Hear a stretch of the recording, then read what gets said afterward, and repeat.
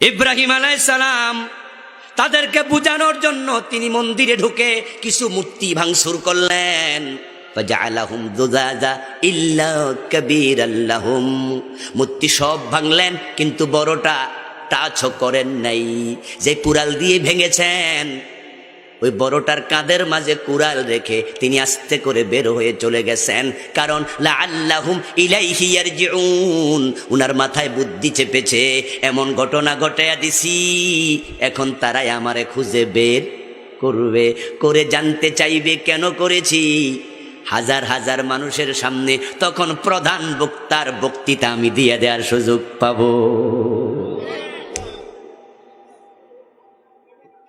হাতের কুড়াল দিয়া সব ভাঙলেন কিন্তু বড়টাকে নয়।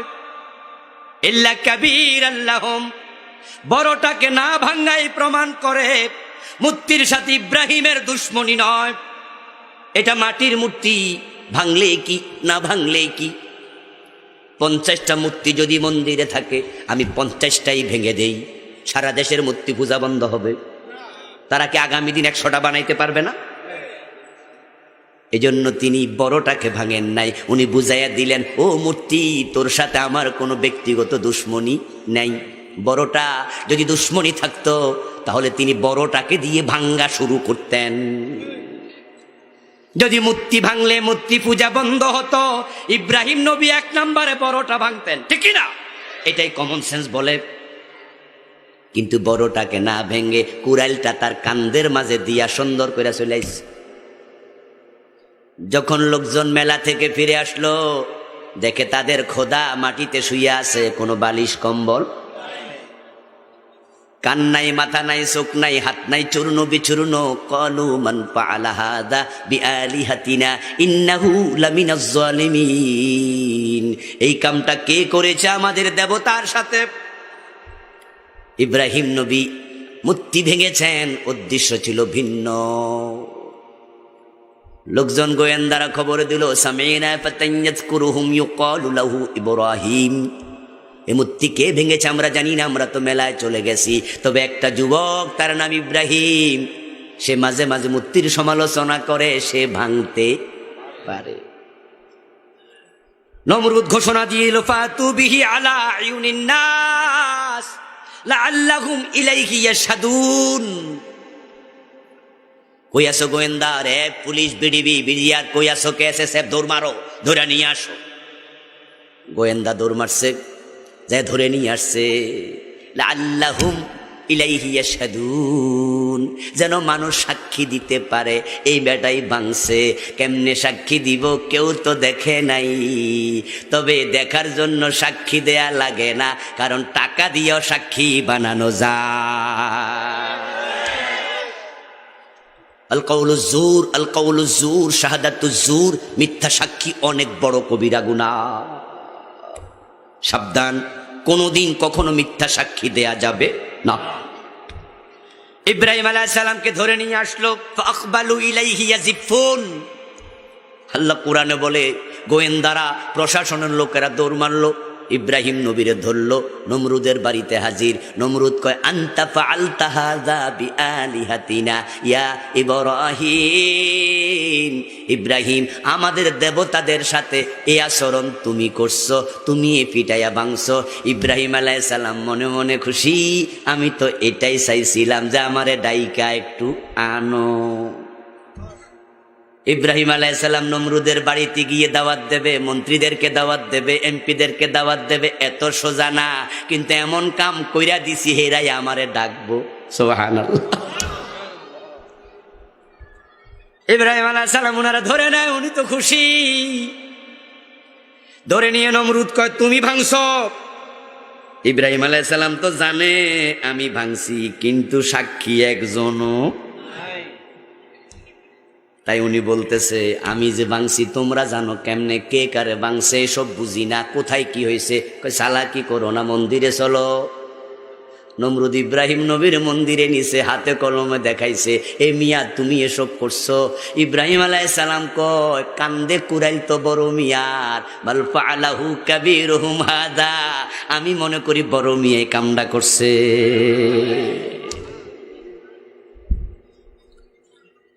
ফাসআলুহুম,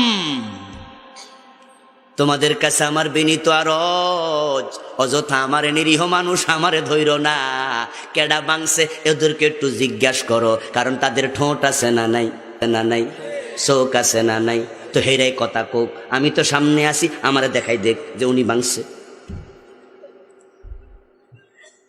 এমন ভাবে কথা আর ফেঁসে ফালাইয়া দিতেছে। বর্মিয়া কান্দে কুড়াল লইয়া দাঁড়াই রাইছে, বাংলে বেড়া বাংছে। আমার ভাইয়ারা, ইব্রাহিম আলাইহিস সালাম বলে ফাসআলুহুম ইন কানু ইয়ানতিকুন, তারা যদি কথা বলতে সমর্থ হয়, সক্ষম হয়, আমার অনুরোধ তাদেরকে একটু জিগান, আমি তো সামনে হাজির আছি, হেরা কইয়া দেখছে হ্যাঁ উনি বাংছে, তা ঝামেলা শেষ, যা ইচ্ছা তাই কইরেন। এরা যে কথা কইতে পারে না, ইব্রাহিম নবী জানে না? আরে ভাই, উনার বাবা আজর তো মূর্তির কারিগর ছিল, জানবে না কেন? ওই ছোট্ট কাল থেকে ইব্রাহিম আলাইহিস সালাম দেখে বড় হয়েছেন, উনার বাবা মূর্তি বানায়, কোনোটা 1 হাত, কোনোটা 1.5 হাত, কোনোটা 2.5 হাত, কোনোটা খাড়া, কোনোটা শোয়া। উনার বাবা বড় মাপের কারিগর, কিন্তু কোনো মূর্তি কোনোদিন কথা কয় না, উনি জানে। কিন্তু আজকে এই কথাটা তিনি তাদের মুখ দিয়ে বের করতে চান। কালু, উত্তরে তারা বলে লাকাদ আলিমতা মা হাউলাই ইয়ানতিকুন, ও ইব্রাহিম এমন পেশওয়ালা কথা কেন কও? তুমি তো ছোট্ট থেকে দেখছো তোমার বাবা মূর্তি বানায়, কোনোদিন কোনো মূর্তি কি কথা কইছে? তারা তো কথা বলতে পারে না। ইব্রাহিম আলাইহিস সালাম মুখ্যম পয়েন্ট পেয়ে গেলেন, সাথে সাথে এবার প্রধান বক্তার বক্তৃতা শুরু। আল্লাহ তাআলা বলছেন, হে নবী আপনি স্মরণ করুন ওই সময়ের কথা, যখন ইব্রাহিম তার বাবা আজরকে বলেছিলেন আতাত্তাখিযু আসনামান আলিহা, হে আমার বাবা আপনি বুঝি মূর্তিকে খোদা মনে করেন? ইন্নী আরাকা ওয়া কওমাকা ফি দালালিম মুবিন, আপনি মূর্তিগুলোকে প্রভু রূপে গ্রহণ করার কারণে আমি দেখছি আপনি পথহারা হয়ে গেছেন, এবং একই অপরাধে আপনার জাতীয় অপরাধী, তাই আপনি এবং পুরা জাতি সুস্পষ্ট ভ্রষ্টতায় নিমজ্জিত। সন্তান বাবাকে বলছে আপনি পথহারা হয়ে গেছেন। আল্লাহ তাআলা বলেন, ও নবী মুহাম্মদ সাল্লাল্লাহু আলাইহি ওয়াসাল্লাম, সন্তান ইব্রাহিম আলাইহিস সালাম বাবা আজরকে সংশোধনের চেষ্টা করছে যে আপনি পথহারা হয়ে গেলেন, আপনি স্মরণ করুন ওই সময়ের কথা। এর মানে আল্লাহ বুঝাতে চাইলেন, বাবা যদি পথহারা হয়, পথ থেকে বিচ্যুত হয়, অন্যায়কারী হয়, সন্তান হিসাবে তাকে সংশোধন করার দায়িত্ব সন্তানের। অন্যায়কারী বাবা হলেও তাকে সাপোর্ট করা যাবে না। ইব্রাহিম আলাইহিস সালাম বাবাকে সংশোধনের চেষ্টা করলেন, জাতিকে বললেন তোমরা পথহারা হয়ে গেছো। আল্লাহ তাআলা আমাদেরকে নির্দেশনা দিচ্ছেন এখানে, ইব্রাহিমের মতো তোমাদেরও ভূমিকা পালন করতেই হবে। ইব্রাহিম আলাইহিস সালামের জন্ম কোরআন নাজিলের 2500 বছর আগে। কোরআন কোন ইতিহাসের কিতাব নয়। 2500 বছর আগে ইব্রাহিম উনার বাবার সাথে, জাতির সাথে কি বলেছেন, কি করেছেন, আল্লাহ ইতিহাস শোনানোর জন্য কোরআনে আলোচনা করেন নাই, বরং তিনি আলোচনাগুলো করে আমাদের বোঝাচ্ছেন তোমাদের ইব্রাহিমের মতো ভূমিকা রাখা লাগবে। ইব্রাহিম আলাইহিস সালামকে নিয়ে আল্লাহ তাআলা কোরআন মাজিদে 1-2টা আয়াত নয়, আলোচনা করেছেন 63টা আয়াতে। শুধু সূরা আনআমে নয়, ইব্রাহিম নবীর আলোচনা করেছেন কোরআনে 25টা সূরাতে। সুবহানাল্লাহ। 25টি সূরায় 63টি আয়াতে ইব্রাহিম নবীকে নিয়ে আল্লাহ তাআলা আলোচনা করলেন। এত আলোচনা খুব কম নবীকে করেছেন। আবার ভাইয়ারা, হযরত মূসা আলাইহিস সালামকে নিয়ে আল্লাহ তাআলা কোরআনে সবচেয়ে বেশি আলোচনা করেছেন। তার পরবর্তীতেই হযরত ইব্রাহিম নবীর আলোচনা। আল্লাহ তাআলা কোরআনে নাম ধরে ধরে 25 জন নবীর আলোচনা করেছেন, কিন্তু ইব্রাহিমের মতো প্রশংসা আল্লাহ কোন নবীর করেন নাই।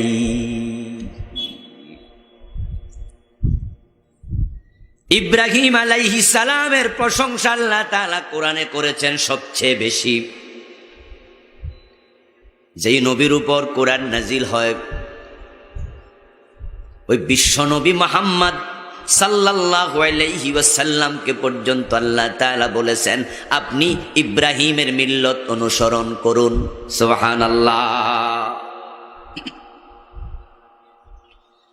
ইব্রাহিম নবীর এত প্রশংসা আল্লাহ কেন করলেন কোরআনে? উনি তো 2500 বছর আগে চলে গেছেন। এত প্রশংসা করার একটা কারণ আছে। ওই কারণ হলো উম্মতে মুহাম্মাদির সাথে নবী ইব্রাহিমের একটা স্পেশাল সম্পর্ক আছে, সেটা অন্য নবীর সাথে নাই। অন্য সব নবীর সাথে আমাদের ঈমানি সম্পর্ক, আর ইব্রাহিম আলাইহিস সালামের সাথে শুধু ঈমানি সম্পর্ক নয়, আরো স্পেশাল একটা আছে। ওই স্পেশাল সম্পর্ক হলো পিতা এবং ছেলের সম্পর্ক। আল্লাহ তাআলা কোরআন মাজিদ ইব্রাহিম আলাইহিস সালামকে আমাদের সাথে পরিচিত করে তুলেছেন আমাদের জাতির পিতা হিসাবে।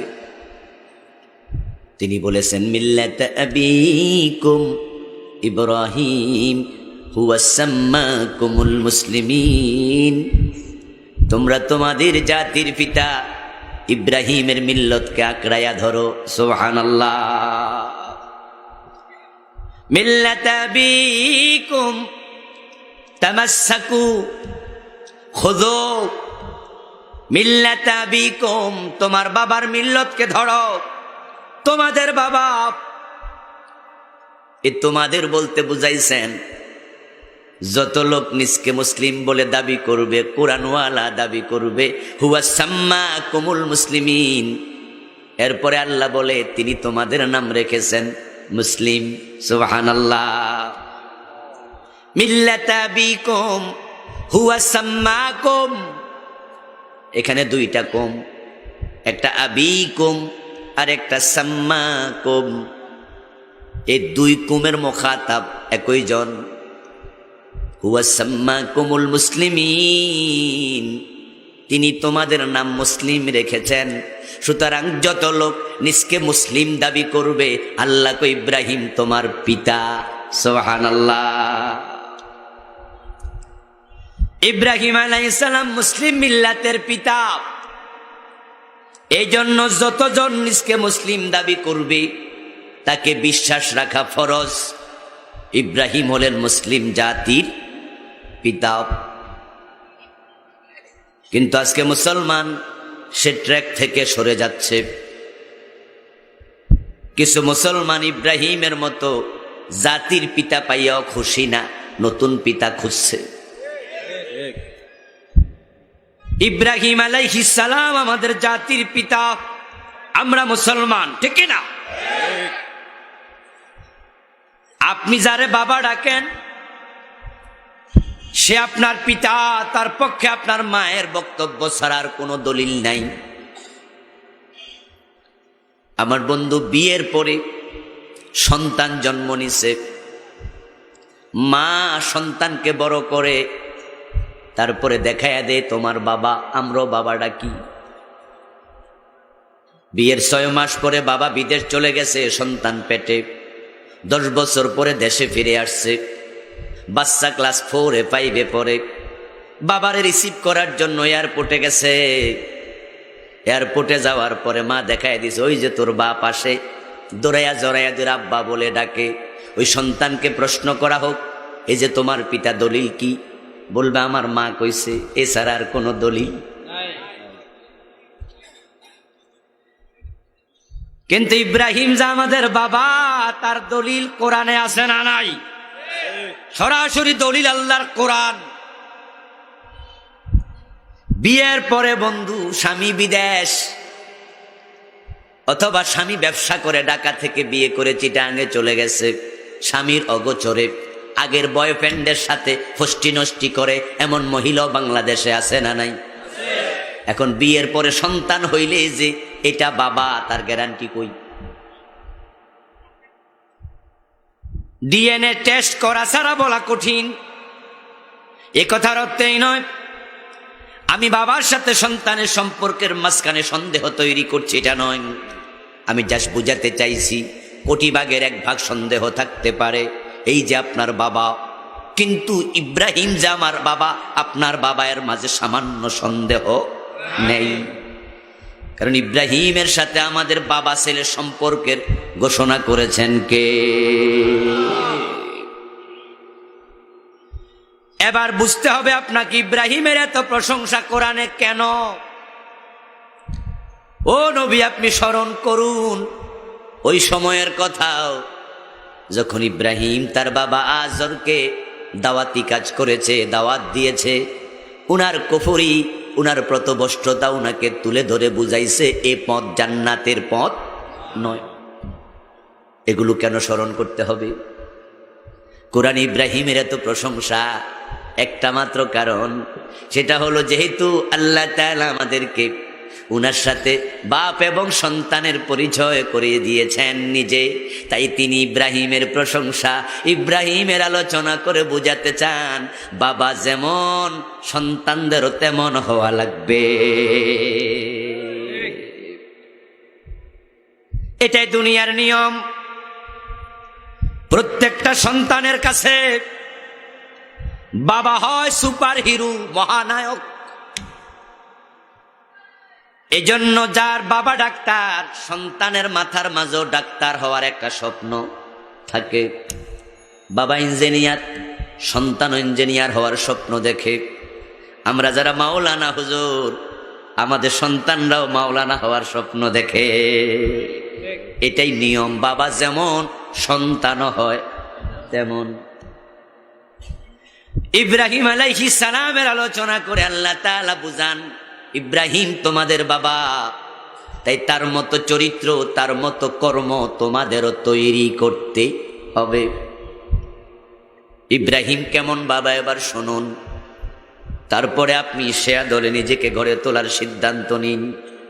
ইব্রাহিম নবীর প্রসঙ্গে আল্লাহ তাআলা বলেন, ইন্না ইব্রাহিম লাআওয়াহুন হালিম।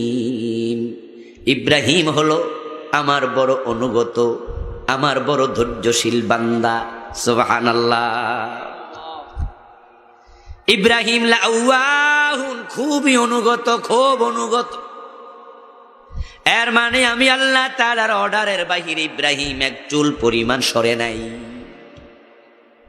আমি যা বলছি সব মানছে।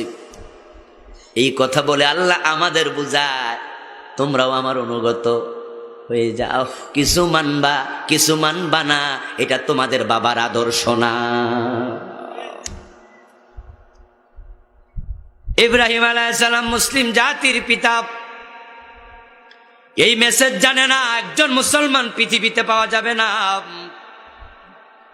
কিন্তু ইব্রাহিমের মতো আদর্শ তৈরি করতে আজকে তার সন্তানরাই রাজি হচ্ছে না।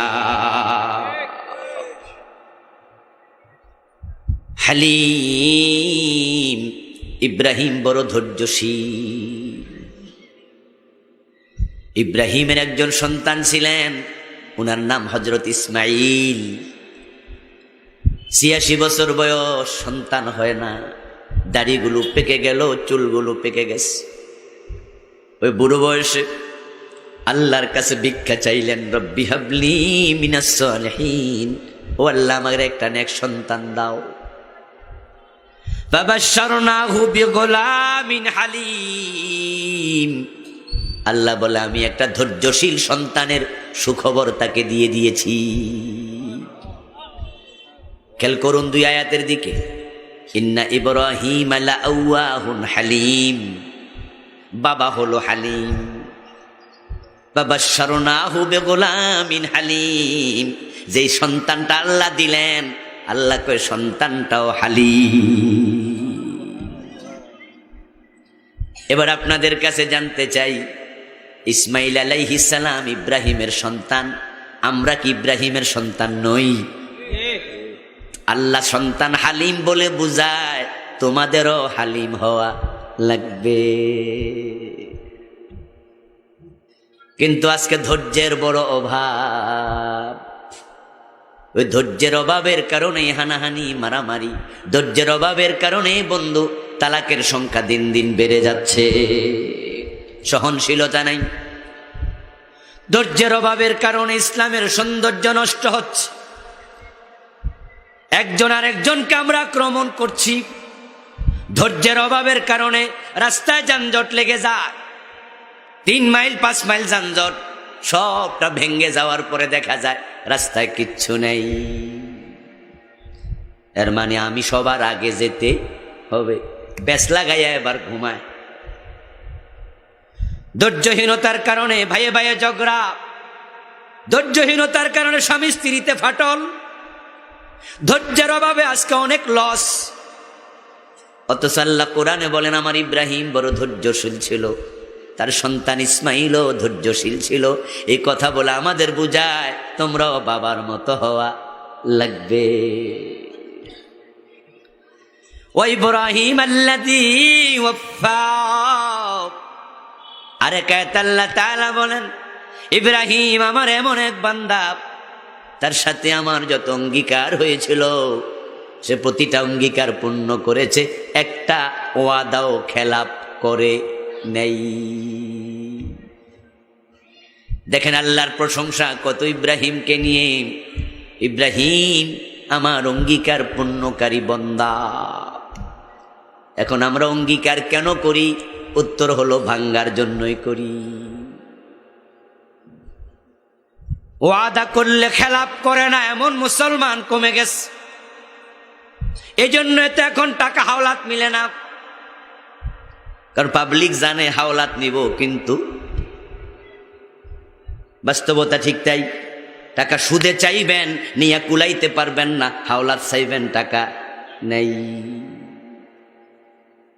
কারণ সুদে নেওয়ার সময় কথা হয় মাসে কত, 1 লাখ টাকা সুদ, মাসে 2000, মাসে 1000, মাসে 3000।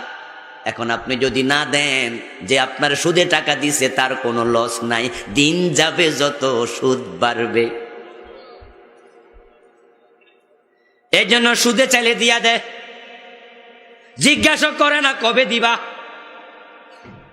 বরং চুক্তি হয় মাসে কত দিবা। কথা বলছেন?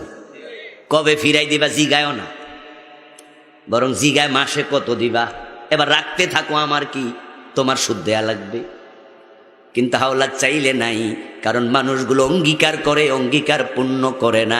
আল্লাহ কয় তোমাদের বাবা এমন ছিল না। আল্লাহ তাআলা বলছেন ওয়াইয ইবতালা ইব্রাহিম রাব্বুহু বিকালিমাতিন ফাতাম্মাহুন্না। ইব্রাহিম আমার এমন এক বান্দা যাকে আমি অনেকগুলো পরীক্ষা করেছি। প্রতিটা পরীক্ষায় আমার ইব্রাহিম 100তে 100 নাম্বার পাইয়া পাস করেছে।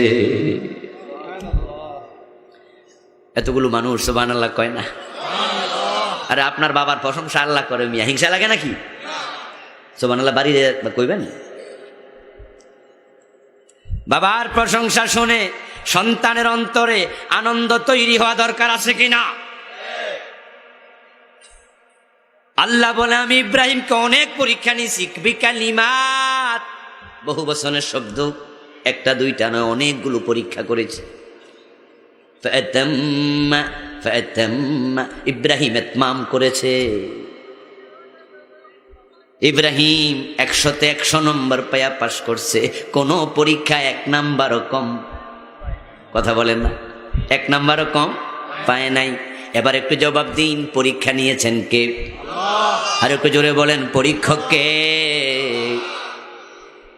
আল্লাহু আকবার, মহান আল্লাহ পরীক্ষক। আবার রেজাল্ট ঘোষণা করেন কে? পরীক্ষা যিনি নিলেন তিনি রেজাল্ট দিয়ে বলেন ফাতাম্মাহুন, আমার ইব্রাহিম আমার প্রতিটা পরীক্ষা ইতমাম করেছে, 100-তে 100 পাইছে। এবার আপনাদেরকে বলতে চাই, কান খাড়া করে শুনুন, জবাব দেন। ইব্রাহিমকে আল্লাহ পরীক্ষা করেছে, এই পরীক্ষা ইব্রাহিমের মাধ্যমে শেষ না পরীক্ষা চলবে? وَلَنَبْلُوَنَّكُمْ بِشَيْءٍ مِّنَ الْخَوْفِ وَالْجُوعِ وَنَقْصٍ مِّنَ الْأَمْوَالِ وَالْأَنفُسِ وَالثَّمَرَاتِ وَلَنَبْلُوَنَّكُمْ, অবশ্যই অবশ্যই আমি আল্লাহ তোমাদেরও পরীক্ষা। লামে তাকিদ নুনে সাকিলা, দুইটা গুরুত্ব দিয়ে বলেছেন, অবশ্যই অবশ্যই তোমাদের আমি পরীক্ষা করবই। আহাসিবান নাসু আন ইউতরাকু আন ইয়াকুলু আমান্না ওয়া হুম লা ইফতানুন। আর একাত আল্লাহ তাআলা বলেন, মানুষ কি মনে করেছে ঈমান এনেছি এটা বললেই জান্নাত দিয়ে দেব? ঈমানটা আসল না ভেজাল, পরীক্ষা বুঝি করা হবে না? কে বলছেন? ইব্রাহিম আলাইহিস সালামকে আল্লাহ পরীক্ষা করেছেন, হযরত জাকারিয়াকে করেছেন, লূত নবীকে করেছেন, নূহ নবীকে করেছেন, ইউনূসকে করেছেন, বিশ্ব নবী মুহাম্মদকেও ছাড়ে নাই। নবী মুহাম্মদ সাল্লাল্লাহু আলাইহি ওয়াসাল্লামকে আল্লাহ তাআলা 3 বছর জেল দিয়া পরীক্ষা করছে। দাঁত ভেঙে দিয়েছে কাফেরেরা, রক্তাক্ত করেছে পুরা শরীর। পরীক্ষা বন্ধ হবে না। قال النبي صلى الله عليه وسلم أشد الناس بلاء الأنبياء ثم الأمثال فالأمثال। নবীরা বড় বড় পরীক্ষা দিয়েছে, ওই পরীক্ষা কিয়ামত পর্যন্ত চলবে। ঈমানের রাস্তায় যে আসবে, আমার নবী বলেন তাকে পরীক্ষা দিতে হবে।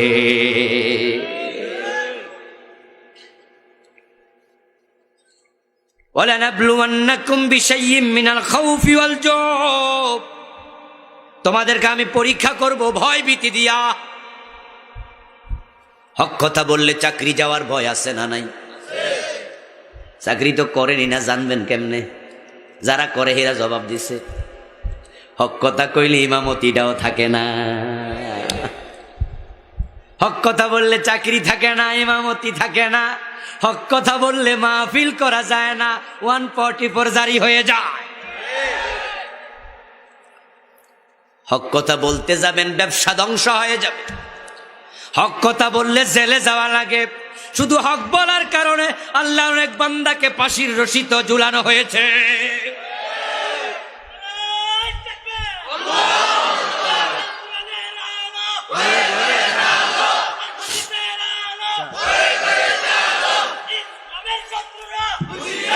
আমার ভাইয়েরা, খোঁচা দিও না, আল কোরআনের আলো, শত্রু মত্র কইও না, এমনি তো জান বাঁচে না। আল্লাহ সবাই ইসলামের বন্ধু বানায় দাও, বলে না আমি। আমার মুসলমান ভাইয়েরা, হক কথা যারা বলবে তাদের সমস্যা। ফির যদি হক কথা কয় মুরিদ কমে যায়, ছেলে যদি হক কথা কয় মাও লাডি লইয়া দৌড়ানি মারে। হক বড় তিতা। আল হাক্কু মুররুন ওয়ালাউ কানা দুররান কুলিল হক ওয়ালাউ কানা ফারদান। হক যদি মুক্তার মতো দামিও হয়, হক বড় তিতা লাগে। তবে বাস্তবতা হলো, যতই তিতা হোক, কেউ হক কথা না বলুক, একা হলো মাথা উঁচু করে বলতেই হবে।